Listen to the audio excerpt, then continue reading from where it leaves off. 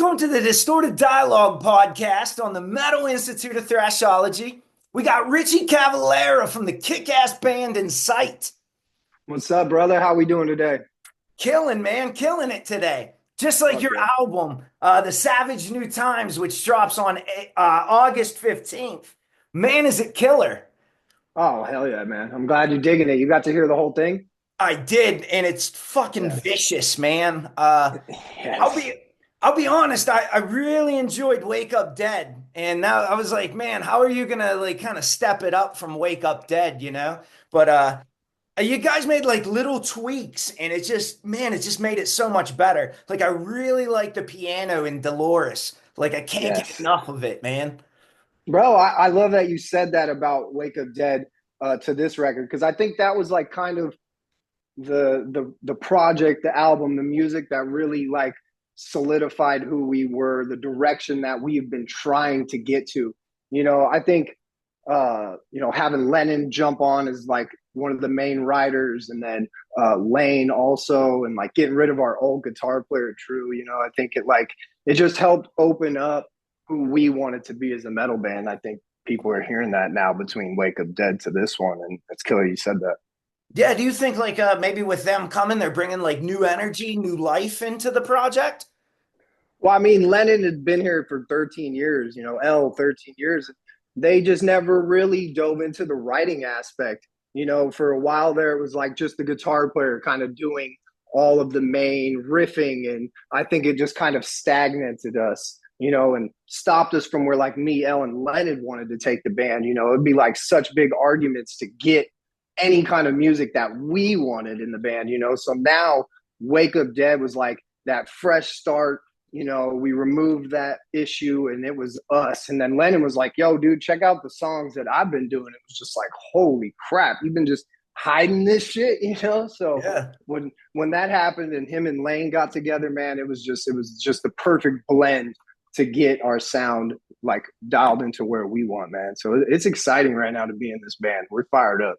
You guys should have been excited from your first release, All Out War. It's been fucking brutal every release from that on. There's not like I listened to your whole catalog several times the last couple days. There's not a weak song or a ballad or some like fluff in Yeah. any of the records.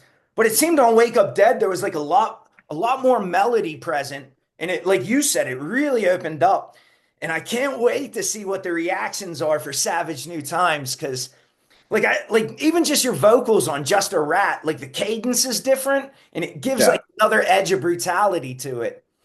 Yeah, I think again that had a lot to do with just finally sitting down and like learning what I'm capable of. I mean, I've never had like training or classes or anything that has to do with anything vocally, man. So it was all just like learning and working with the producer Steve to really grow that aspect of the band because I think you know that's the cool part about us is we can evolve even further and keep going with the melody, with the vocal performance, etc. And I think removing that pressure I think I always felt about having to be a certain way of my vocal performance. Now I'm like being who I want to be. And that's like a dude that was raised by like Mike from Suicidal Tendencies and, Chino and Mike Patton and all these, Randy from Lamb of God and splicing that kind of feel into it. I think, you got a song like Deadbeat on Wake Up Dead that produced that new direction that I think we could take this shit and it's continuing musically and vocally. So that's just exciting as it gets being an artist, man. I think Mike Muir is probably giving me more fatherly advice than my own dad, So Hell I get yeah. to see him this summer in Hershey opening for Slayer. So excited to finally see ST. Oh, dude, that show is gonna be incredible. You got fucking Knock Loose and Cavalera doing the Chaos record as well, man. I'm disappointed I'm not gonna be there, but you know, I hope you enjoy that shit. I will. I just got done seeing Cavalera last month. No, All March. right on. Yeah, I saw him in March. Man, Max is like, fuck. That was the first time seeing Max live. And like, man, he's like an icon, just Oh yeah. captivating attention. Yeah, I'm digging the fact that him and Igor are doing that, man, and like giving the metalheads kind of like that close to they can get reunion feel of like the originals doing the original stuff. So yeah, it's a trip. If you can see it, go see it for sure. Oh, yeah, it was a great show. I'm excited. I'm gonna come see you guys on the Summer Slaughter tour, or that's What show are you going to be at? the Pittsburgh show. That's where I'm from. Sweet, man. No, that's exciting for us, man, to be like the first tour of the new record cycle. I think, having Jamey come in and really fine tune this thing and, get it at least going in the right direction, which I think he did with bands like Fugitive, Snuffed on Sight, Malevolence. It's going to be a ripping tour, and bleeding through, joining for a couple as well is just like going to put it over the top, I think. And yeah, we're ready to rage, man. Pittsburgh's always a dope place to play. I saw you guys in Fugitive on the lineup, and I was like, the like Malevolence and some of them I've seen before, but I haven't seen you or Fugitive, and I'm so stoked to get finally the opportunity. Hopefully, I can get some Yeah. photo passes and maybe get some shots of you guys too. Yeah, man, just hit me up. I know we get a couple things every day, and we don't really know anybody anywhere, man. So just Yeah, reach for out to me sure. when we get close to that tour. Yeah, maybe I could even take you out for a pizza or some shit before, give you guys Hell some real yeah. food. Yeah, we're always starving, dude. We're in the van. We got no roadies, no nothing. So, it's always a grind for us. But, that's always appreciated. Smoke some dope with us, hang out. Hell We're all yeah, about dude. that. We'll take care of you. Hell yeah, dude. So what is the fuel that constantly just burns you, man? Because your vocals are just they're aggressive, man. And like where do you Okay. draw that like influence from, man? Just where do you get that energy? Man, I'm just a life person. I like to put my life into everything that I write. I want it to be relatable. I want it to be like when I'm up there singing live or, the studio, that it's 100% from my heart about what's happening. And my life has had nothing short of just crazy shit, from deaths of family members to, just the whole atmosphere of growing up to, divorces and, positive things that have also come, this band and new relationships and all that stuff. I think, I have an endless fucking fuel, to do this, man. And I'm so grateful to have this outlet to, release that and make it be something that can also help others, to find their way through things. I mean, I was, at the bottom of the barrel, just a couple years ago. And now I'm sitting here with like, the love of my life, a killer album, a great band, incredible new friendships that I've grown. And it's just like a testament to like never giving up. I mean, pushing this band for 20 years, playing, 15 people, 10 people, nobody, it's fueled this fire that continues to like fully rage, man. And, being a 40-year-old, on the cusp, 39, Yeah. the world is fucking nuts too. So that also helps inspire, I think, this good, intense energy that Incite brings, and my vocals and passion bring to it.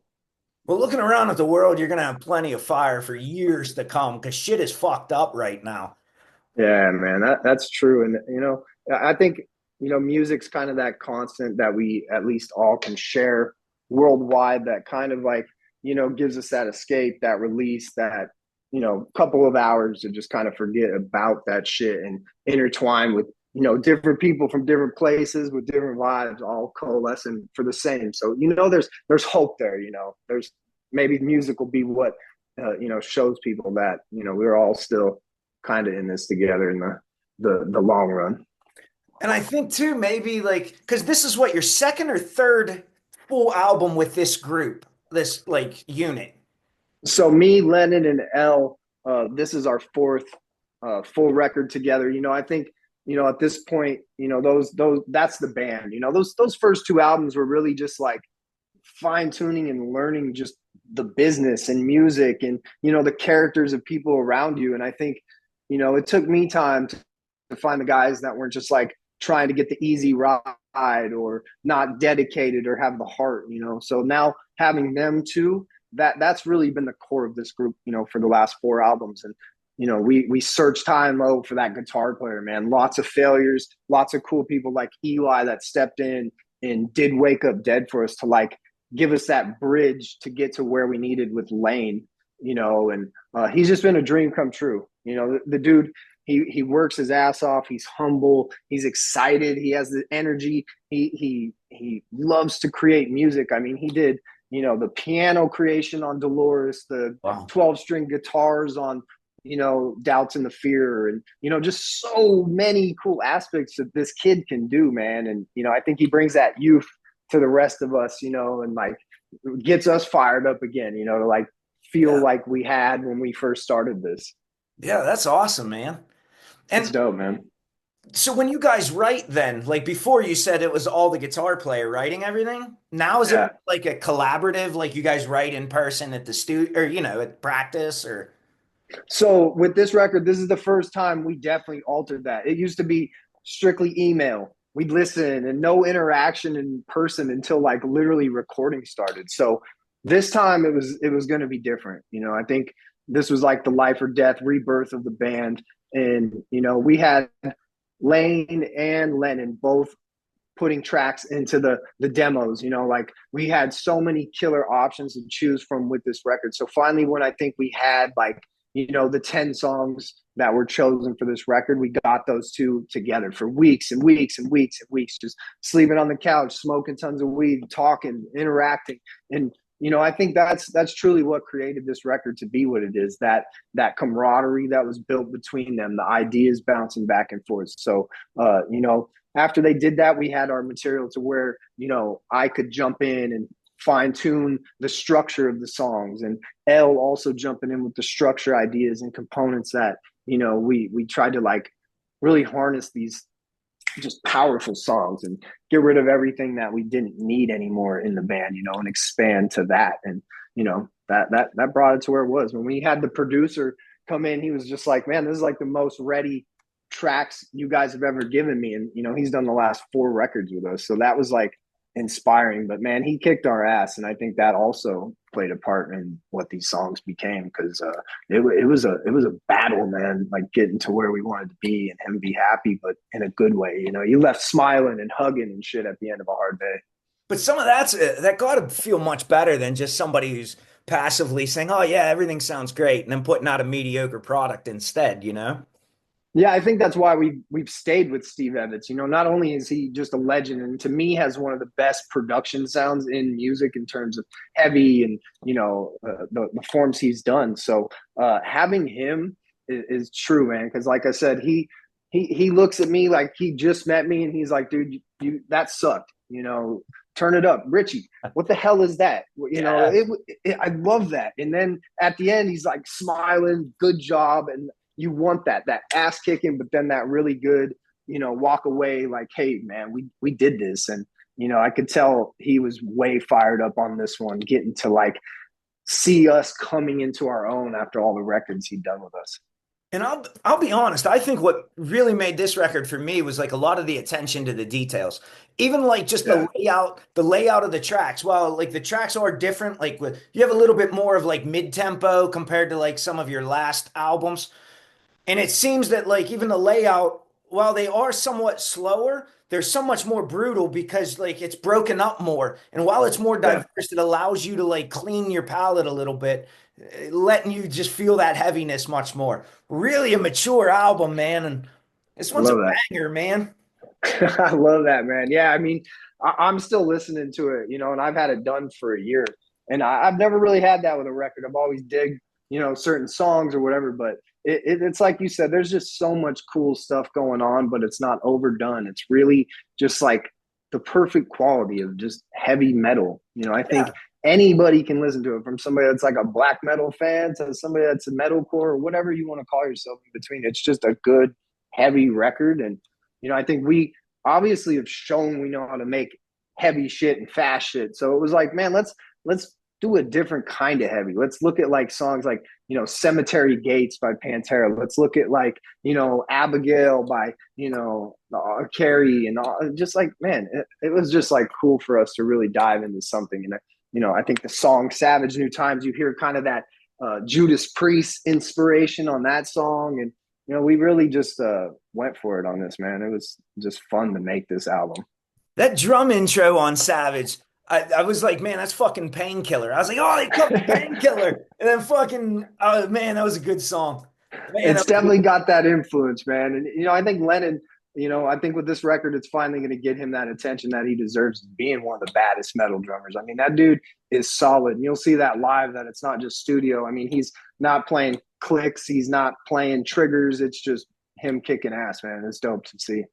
Yeah, and it's funny you mentioned Pantera because I was like, this is the first record, like I would classify your previous records as like pretty much just straight thrash, but this Yeah, has like a heavy groove influence in it. There's a yeah, lot like you could just fucking like almost dance to like just the groove, man. And like it's I really love that. nice that it gives you like almost another way of attack on your ears. Like you can hit you Yeah. with thrash, you can hit you with traditional metal. Really like a well-rounded album. It has to be one of the best thrash or just metal albums of the year, I'm thinking. At least my Hey, top man. five so far. Hey, that's cool as shit. Cause we dig this stuff, man. We just love playing heavy metal. That's what we've called it since day one. Again, it's like anybody can jam this shit, dig it out, feel it. And I think a big thing too that steps up with this record is the riffing. I think Yeah. riffing's kind of coming back into metal a lot. And I think you hear the solos that Lane does. They're not just your bore you typical noodle shred. It's fucking deep, like stadium fucking soloing. So I think it's going to have a cool impact on the metal world, man, and influence a nice direction from where like death metal is, and all these cool scenes that are happening right now. I just saw Carcass a couple weeks ago, and I really Oh, note, yeah, it was with Cannibal Corpse. We had a couple I interviewed actually, but they got married in the Cannibal Corpse pit. They actually had a whole, that's fucking rad. yeah, they had a whole ceremony and everything, dude. It was awesome. It's rad, man. But yeah, and I noticed this was the first time like I watched Bill Steer and Carcass just like almost dance on stage. There was a thick ass groove, and I was like, man, it's really nice that metal's getting back to like not afraid of melody and harmony. Like and in this album, like you can tell on Lane's guitars, even on Wake Up Dead a little bit, it got more melodic. And I really welcomed it on this. And like I said, man, how are you gonna step up from Wake Up Dead, but you guys fucking knocked it out of the park on this, dude. Like really Oh yeah, dude. melodic, really just a strong album. I feel like I'm Yeah, kicking and your ass, but it's a good album, dude. dude, I love that, man. Like I said, bro, we've done 7 albums now, and never have I in my entire career ever felt this excitement around a record, and that's cool, dude. Like most bands come out in their first record or two, that's their mega hit, and they're chasing that forever. And we've been able to really just come at a nice growth level, get the right things in place, and now we're just producing these records. I think, and this ain't the last of it, dude. Like we are gonna I think we're gonna put a roll together right here of some solid records, man. I'm excited as hell. Like I said, Lane, this is him just kind of exploring the world for the first time on this record. So I can't even imagine what he's going to introduce for us on the next record. And I know him and Lennon are already, in the cooking era of getting riffs and beats together. So it's exciting, man. And when we hit the stage, it's going to be even crazier. We're a band that strived on hitting like 120 shows a year, and last 5 years we maybe played a total of 120 shows. So this is like the rebirth, the relaunch, new logo, new album, new vibe, new feel. And we're gonna turn it up. We're gonna probably be one of the most exciting opening bands to ever harness a summer slaughter spot for sure, man. Oh We're yeah. stoked. Well, do you think that the organic growth is better and more long-term consistency for you guys than like a one-hit wonder? I think for most metal bands, I think that's a better way to go. You look at bands like Power Trip and Knock Loose and all these bands that really hit the road for 10, 15 years, to really get to their staple records. I mean, obviously, we'd all like to have that Sleep Token, road, where No, you're you you're wouldn't. the, No, you the wouldn't. biggest thing in the world. So for us, having this opportunity to really learn everything. I mean, we have learned every part of the music business, of touring, and that helps, I think, for us to be able to have a nice continual career, longevity, and just keep creating awesome music. And having a killer team behind us helps as well. We got good people with Raining, Phoenix Music, and FM Music Management, and it's all coming together really good. How cool is it to be on Raining Phoenix music? I've It's a trip, dude. Like, we've been with Minus Head, who's like one of the most independent underground labels that's ever been, and for us to get that chance on the last record to go to Atomic Fire, who was kind of like all these nuclear blast, executives and killers and stuff, and they really got the ball rolling. So that way, when Gerardo and Oscar of Reigning Phoenix took over, it just exploded us into like this area we never knew. Like we've never had an art director at a label working with us. We've never had like this stuff. So to be so long in your career to finally be getting these cool things that come along with getting bigger and getting with a bigger unit is just a dream come true. And Kerry King and Opeth and Meshuggah and all these insane bands that are part of the record label is just mind blowing to be a part of, dude. It's fucking rad. That has to be something you've dreamed about even as a little kid, you know? Oh yeah, dude. I mean, I never really thought it was gonna happen. Like I said, we'd been with a tiny label, no press, no nothing really happening. And so for this to like be a great thing that's happening to us again so late in our careers is just a trip, man. Yeah. I can't wait to hear some of these songs live, at like 100 watts, Like, Yeah, I mean, this whole live show is just gonna be Wake Up Dead and the new album. So we're gonna have a fourth single that actually drops before that tour starts. So we're gonna come basically just blasting everybody. I mean, Just a Rat, No Mercy, Lies, which is the next single, and our set list is gonna be pretty packed with just new shit, man, that we want to just get people fired up on.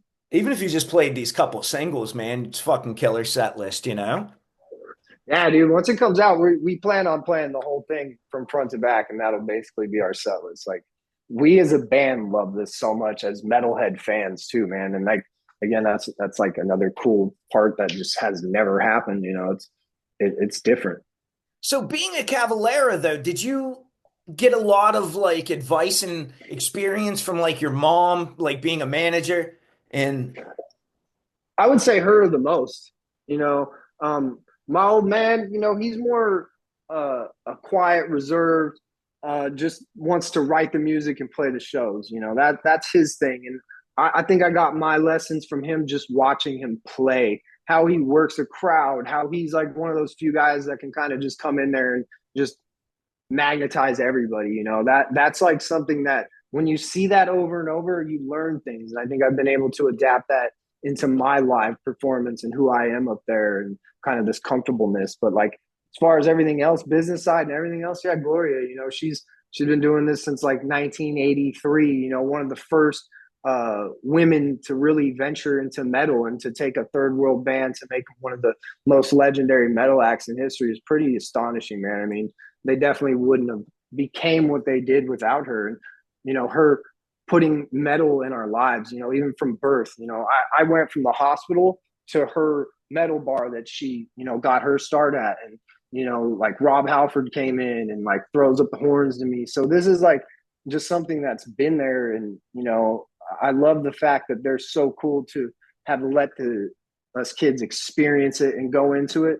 And me the most, like, let me just be me, because that's who I am as a person. So I've never really like looked to them for much help. It's more just been like I like to learn and experience and upgrade from there or fall backwards from there, just depending on how you learn and what you learn. But I've been blessed to have the view of seeing all of this happen and how it goes, and a little more of what to expect. So I think that helped create this 20-year career that I've been able to accomplish. like you said, man, for a woman like in the early 80s to step inside of like a such an aggressive, like male dominated, like I don't know. I always look at your mom as like maybe one of the most like quiet, reserved, behind the scenes, but most important person in probably metal, especially thrash metal. Because like you said, you guys are coming from Brazil. It's not like you guys started in LA or New York City. Yeah, man. I mean, and what she did with bands like Sacred Reich, Flotsam and Jetsam, Incite, Cavalera, Soulfly. It's really incredible. To keep Max and have him continually still going, and being bigger than really he's been in decades. It's incredible feat, and she's managed to raise all of us incredibly, and just build this I guess tribe, as they call it, type of thing going on. It's been cool to experience that and have that a part of life. I'm just like here trying to continue on this Cavalera legacy, and give him a little more of a break, and still show people like, hey, this family is all about metal from day one and every way they live their lives, and it's all about the metalheads out there. I think you look at like the places that they tour, never really selling out or doing the cheap way of doing things, always out there doing shit for music in general is a great thing. They're always taking young acts on tour, they're always shouting out good new bands, and just being a positive role model, I'd say, for the metal community as a whole. Yeah, and like you said, it's sort of like you built upon what Max laid. Like there's definitely some groove in their music, with the Yeah, tribalness, and you guys built right on top of that with Incite. Like you kind of almost like took it a notch higher. It's yeah, cool. man. It's cool that you didn't copy. You guys took shit, made it your own, and fucking are still kicking ass. Yeah, I mean, when we started this band, we were like 18, 19 kids in high school listening to, Kill Switch and, Despised Icon and, all those band Poison the Well and all these things that were kind of hitting the scene. It was fun, and I think we gravitated toward that sound, and evolved in our own aspects, and made it ours. But obviously you can't escape just heavy music being heavy, so there'll be the comparisons and whatnot. But the work's been put in, Yeah. the resume is there, and I think that's what people are seeing Incite for now, is just Incite putting out these kick-ass heavy metal albums, and then finding out about that shit, and then being like, oh, this is fucking even cooler. Like this dude came out before probably anybody in metal's kid was doing anything. And metal's a hard place to get that respect. You have to earn it. You might get big for a second because you're somebody huge dad and whatever, but to have that real diehard base, that family of metalheads that'll support all of it through, that takes years of hard work, and showing who you are to people and laying it out all there for them to judge. It's funny you mentioned Poison the Well. I was just listening to the opposite of December yesterday while I was doing some pressure washing, and Oh yeah, I can tell where your vocals lean more towards like that metalcore, deathcore side than like traditional yeah, thrash and groove. And like yeah. now that you say that, I can see where like those influences are coming from. Oh yeah, man. We Black Dahlia Murder, and all the grindcore and deathcore that was like being produced at that time in like '04, '05. It was crazy, man. It was everywhere. Bands had like 10-word names, and I think that just was like a big thing. And Job for a Cowboy, us being an Arizona band and kind of starting when they did, it was like that was like the biggest thing in the world to like us. It was like that was just like kind of kicking it off for us and where we wanted to be. And obviously throwing in the old school influence, from me growing up with like Megadeth, Metallica, Slayer, Pantera, the OGs and shit. So adding those influences together it's cool, man, and just making music you want to make. When you were hanging out in Arizona, did you hang out with some of the other bands like Intent and Gatecreeper and I mean, by that time, I think I was kind of more, drifting away from like hanging. Like I think you do most of the hanging like that when you're, in your 20s and even your early 30s. But now I've kind of got to a place where I'm like, I see the homies on tours, and I see the homies like when they come through town now more like, and I know my bass player L, he's really cool with the gate creeper dudes, and more of the local Arizona scene and whatnot. But I'm proud to see what Arizona's done over the years in terms of metal. Bands like Job for Cowboy and Gate Creeper, Incite. It's cool. It's always been a raging place, man. Even when I started, you could always draw people, always have killer local gigs, and have something dope to check out.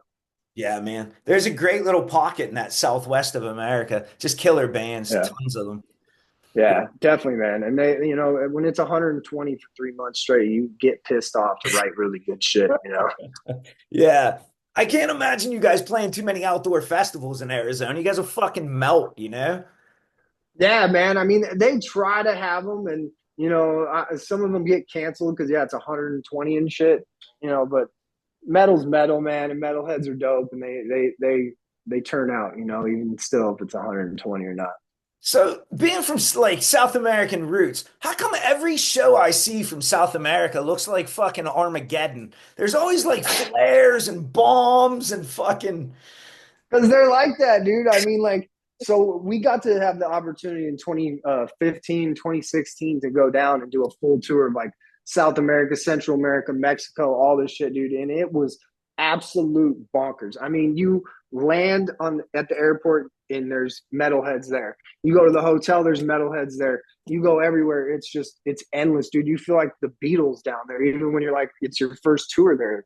They're their love for this, it's incredible to see, man. Like, used to think Europe was like that place, and then you went here and you're just like, this is absolute insanity. I mean, uh man, we did one night in like Chile. It's like this huge, massive dome coliseum, and we're just like tripping out on everything. And we do like the free meet and greet shit at the merch booth. We just go out there and hang, man. And it got so crazy. They brought dudes with machine guns and all sorts of stuff, dude, just to calm people down.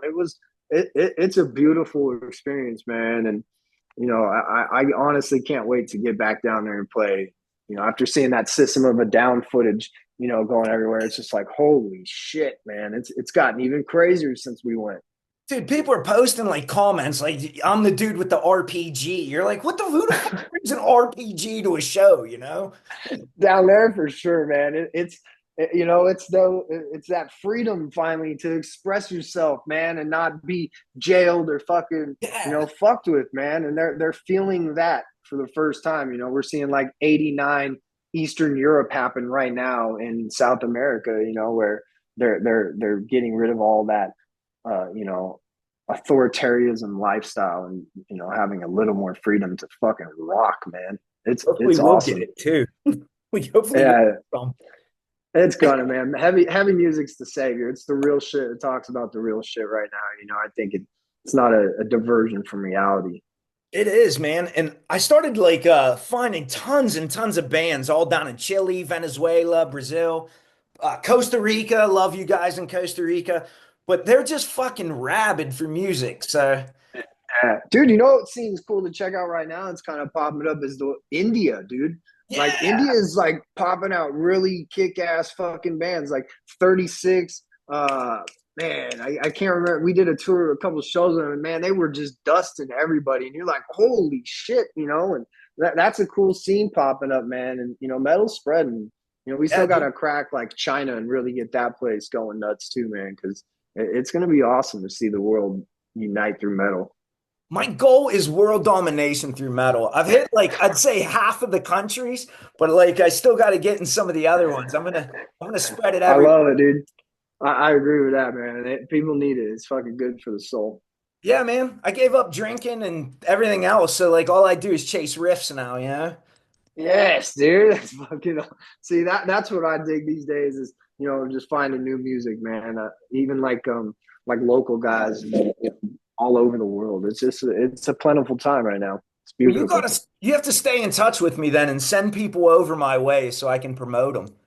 Oh, definitely, man. Yeah, check out Glass Stab, dude. They're dope out of like the was the like Apple Valley area, fucking Okay. super tiny area, man. But they rip, and they got like this kind of old school glass job, but heavier style music, Okay. dude. It's fucking rad. But yeah, dude, there's stuff popping off, and do the same with me, man. I love to hear about new stuff. Hell Hey, yeah. man, have a good one. Spread that fucking word. I see the time, and just way cool chat, dude.